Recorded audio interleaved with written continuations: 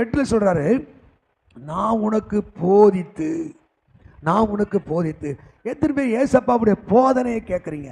போதனை கேட்டால் தேறிடுவே.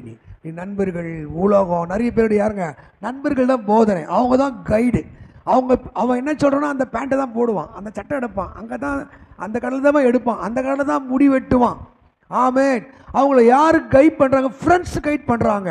பைபிளில் கூட ஒருத்தர் சாலோமோனுடைய பையன் எரோபையாவுன்னு ஒருத்தர் இருந்தான். அவன் பெரியவங்களுடைய ஆலோசனை கேட்கல, நண்பருடைய ஆலோசனை கேட்டதுனால அவர் ராஜ்ய பாரமே போனது. அப்போ நண்பர்களாக எல்லாம் அறிவாளிகளா, புத்திசாலிகளா அப்படிலாம் ஒன்றும் இருக்க முடியாது.